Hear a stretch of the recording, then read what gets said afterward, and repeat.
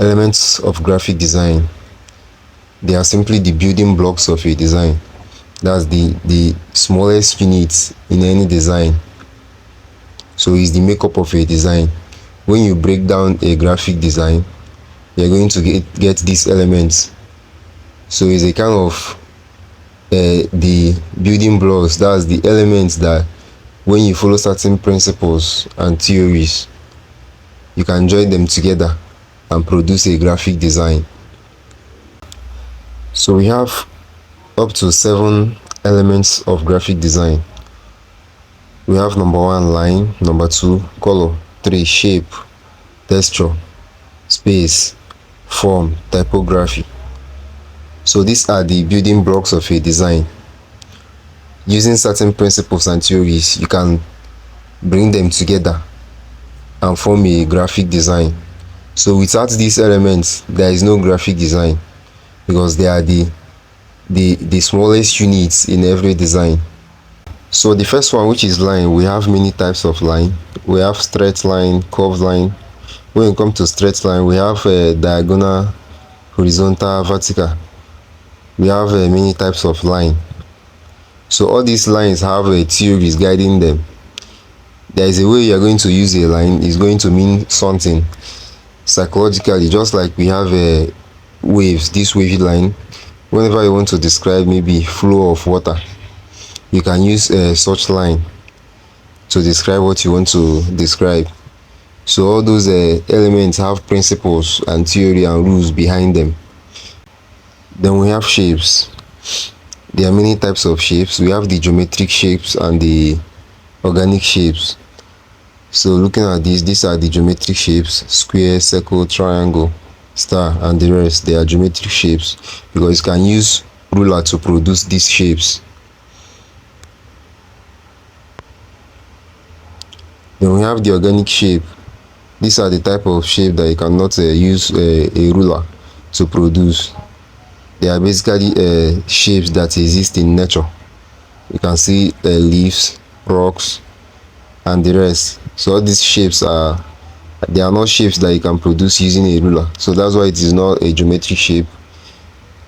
It is actually an irregular shape that you can just get from nature. Then we have forms. In order to understand the meaning of forms, just take it as a normal shape, but in this case it has height, width, and depth. So when that's the 3D form of a shape. Forms are just are simply the 3D form of shapes. You can see a square here, which is now in a cube form. You understand? You can see other shapes here. So basically forms are shapes with 3D dimensions. We have geometric forms. So these ones are formed from normal geometric shapes. We also have organic forms, like something like this. All these organic forms are the ones that exist in nature, like all these body cells and all that. Then we also have abstract forms. These are things that are not in existence, but they are used to beautify design or to create some focus. So these are abstract form, because you cannot see something like this in future. But some of the stuffs here, all these things are abstract. Something like this now is found in maybe human cell. So some of the ones here are organic forms, while these ones that does not exist in nature are called abstract. So abstract form can be used in many occasions. Especially they are mostly used to beautify a design, to add extra beauty to a design. Then another element of design we are going to talk about is space. So we have many types of space. We have positive space, we have negative space, we have active space, we have passive space, we have micro space and macro space. So let's start with positive space. Just as the name is, positive space is any space occupied by a ray object. like this object is a circle, so it is just occupying a positive space because it is a ray, object. When I mean ray, I mean it's not an illusion. You understand? It's an actual shape that we imported here. It's an actual shape. Then we have a negative space. This is what a negative space looks like. So the negative space here is this center. As you can see, this is a square. You understand? It's a square. If you now look at the center, it wasn't formed by any solid shape. We just created an opening there. You understand? That's why it's called a negative space, because we didn't. It's different from the other one. You can see the difference. This one is a positive space. That is occupying, is a shape occupying a real space. Why this circle shape here is not occupying any space? You understand? That's why it's a negative space, because the circle, this is a circle at the center, and this is a circle here. This circle is occupying a space, while this circle here is not occupying any space. So you can say that there are, for instance, if you are talking about this particular one, you can say that there are two shapes here. That's the square and the circle. But this circle is not occupying any space. It's only this square that is occupying space. So the shape was just created inside this square by using negative space. So it's not occupying any space. Why this one here on its own is occupying a space. That's why it's called a positive space. Why this one, there is a shape there, but it's not occupying any space. That's why it's called negative space. So this is another example of a negative space. If you look at this thing, you are going to observe that there are faces here in these two sides, here and here.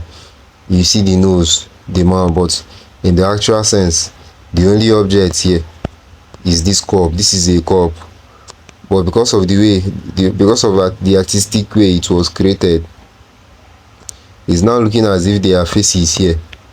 So the only positive space here that is occupying this cup is occupying a positive space, but this illusion that was created here, it is there. There is a shape here that is human face. So you can say that there is a cup, and there are also human faces in the two sides, but it was just created from illusion, that it was created out of this cup. In other words, these faces are not occupying any space. You understand? It's just as a result of some artistic as a result of artistic illusions that was created, enabling you to be seeing faces here which are not real. So it's not occupying any space. So this particular space, then another type of space we have here is the active and passive. So active spaces are those spaces you create intentionally in order to create focus. For instance, I want to make this particular logo here to be outstanding. You understand? I have to create a space here so that the viewer will know that this logo is separate from these ones. You understand? So it will create focus on this logo, meaning that it is important that you know about this logo. So when you intentionally create a space in order to direct the viewer, that is to create a focus on a particular something, you understand, that space you created.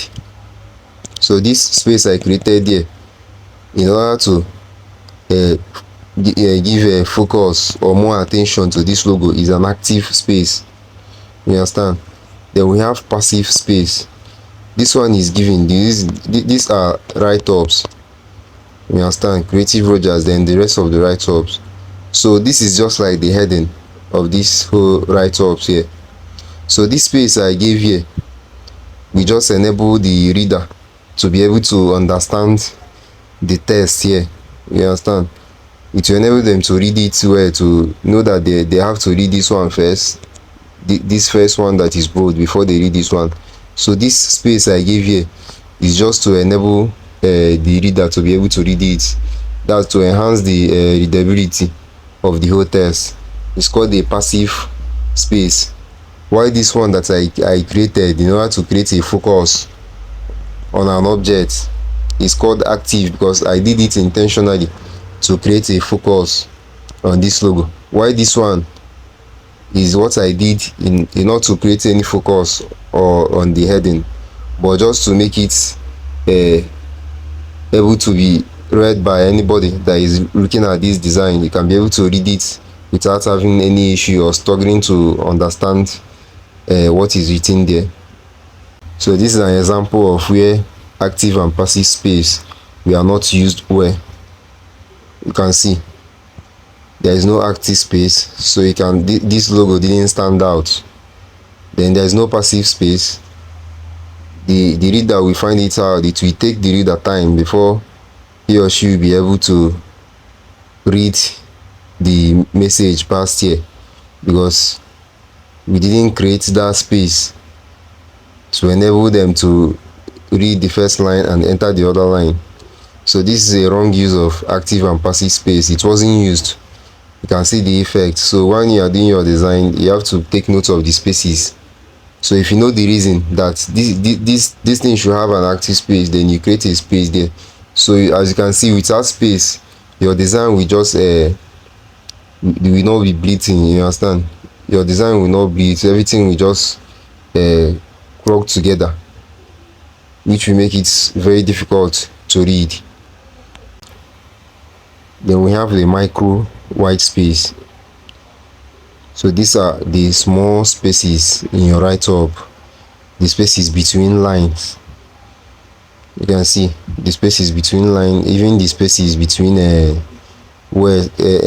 fonts to the next one. So any alphabet here, so the spaces between fonts and the next one, or words and the next words following it, or the space between lines, they are called micro spaces. All those small spaces between lines are called micro spaces. So what you are seeing here is a very wrong way of using a micro space. You can see they didn't give any space, so the micro space was not used. You understand? Or rather, it was too much.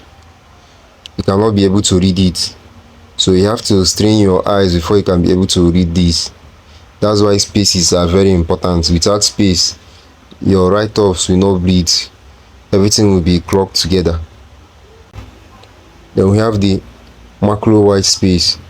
So the macro white space are just the larger these spaces, these spaces here. You understand? All those bigger spaces in your design. So if you look at your design, all those big spaces where there is no write-ups, they are called the macro white space. So it enables your design to have space. All the elements in design, it enables them to have a breathing space, so that your design will look simple and easy to read. Then we have texture. Texture is simply giving your design a feel. You understand? So in this case now, we have textures here. You can see all this in a animal skin texture. So when you give textures like this to your design, to make it look real, it will give you that feel, that animal texture feel.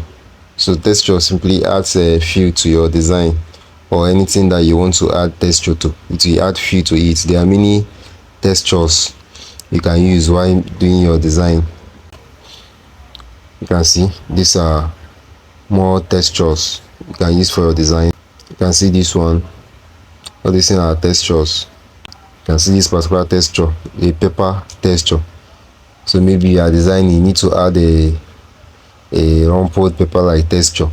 You can use it. It will give it, when looking at this thing, it will be giving you that feel of a paper. Then another element of design is a typography. So when you're talking about typography, you're talking about fonts, text, and all that. So this is what you cannot avoid this in your design. It's something that you must use, because you must write words maybe if you are designing whatever you are designing, there will always be need to add words, text and all those stuff. So that's what we call typography. There are also rules in typography, choosing the right font, the right spacing and all that. So we are still going to treat the theories guiding typography and other elements like color, shapes and lines. So but when you are talking about typography, we are talking about fonts, font size, spacing and all that. So we have many examples of this. You can see the fonts has there's what you call anatomy of fonts. So the fonts has parts and the names they are called and how they are used. So anytime you are using any font, you have to choose it by following certain theories that is guiding fonts. It will enable you to come up with a very good font for your design. So knowing your typography very well and knowing the reason why you should use it will enable you to be a good designer, because all these fonts has names. You can see the parts of the fonts and their names. So knowing this will enable you to choose your font well and all that.